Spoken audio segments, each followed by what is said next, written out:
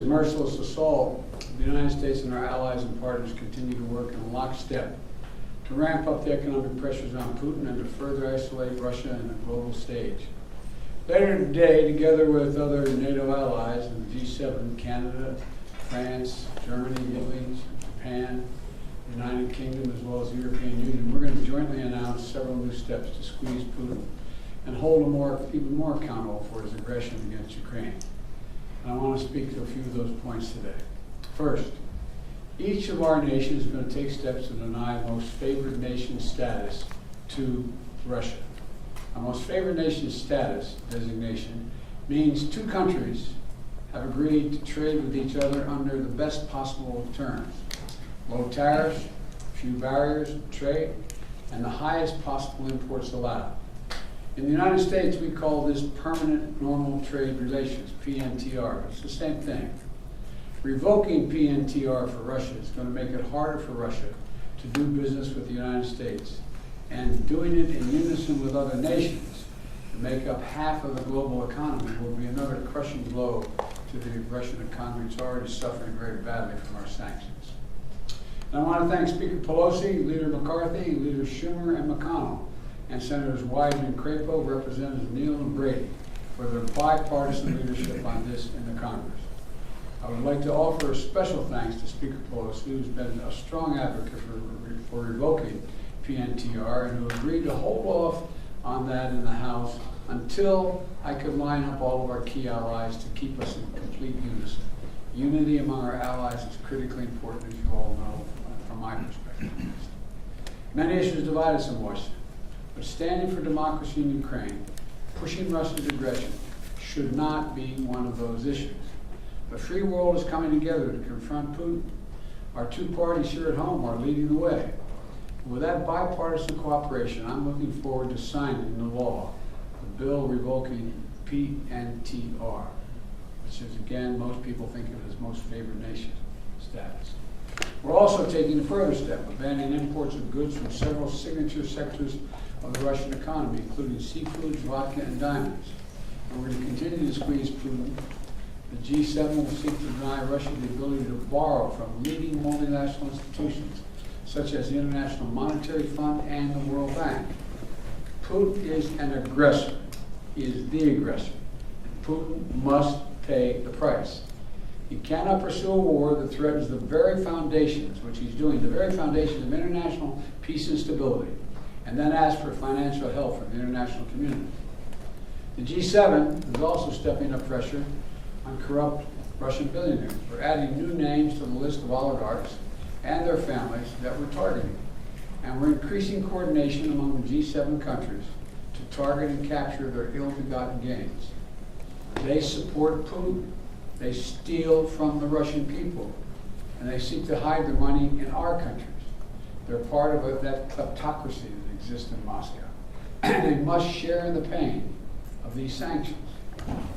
And while we're going after these super yachts and vacation homes and for hundreds of millions of dollars, we're also going to make it harder for them to buy high-end products manufactured in our country.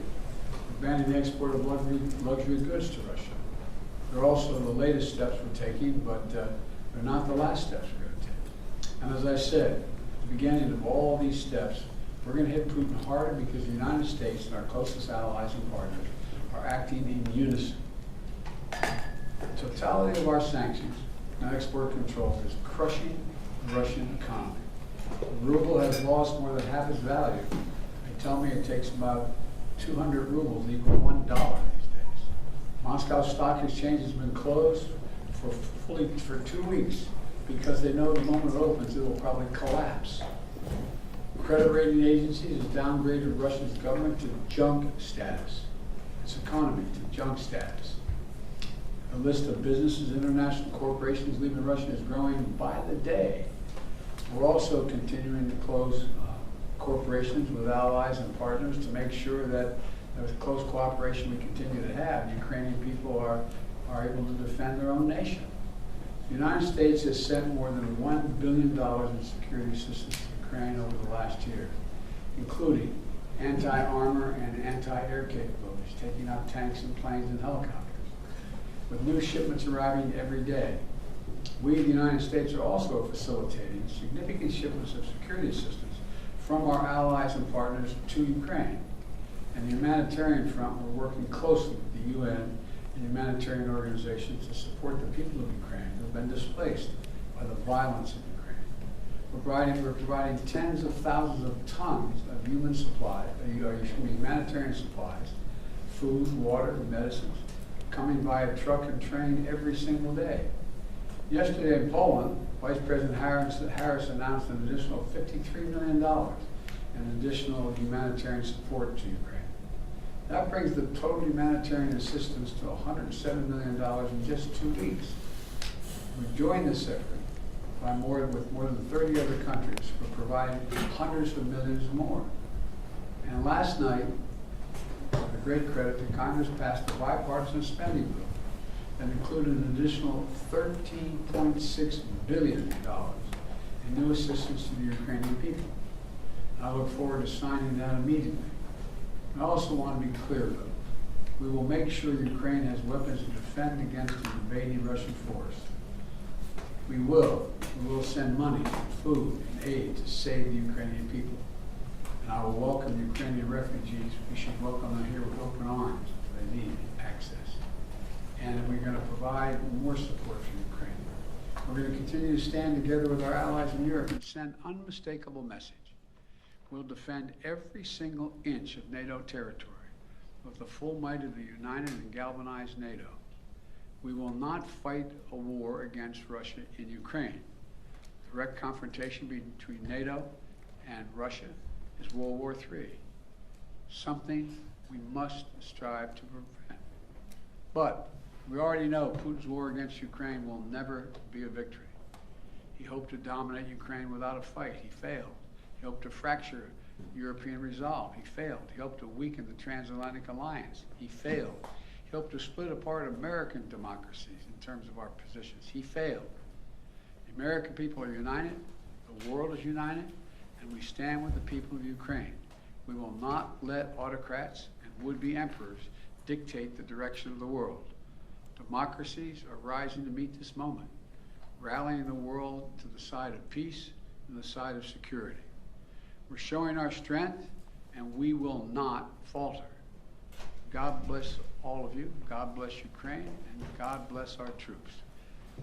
President Biden, your White House has said that Russia may use chemical weapons or create a false flag operation to use them. What evidence have you seen showing that?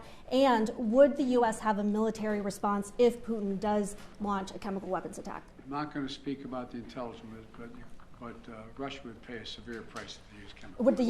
Would the U.S. send troops in? Sending the federal gas tax? Will this make Putin stop his war?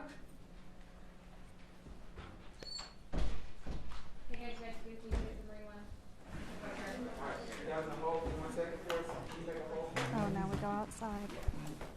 Well, you have your coat, so good. I forgot my sunglasses though, which is the more important part.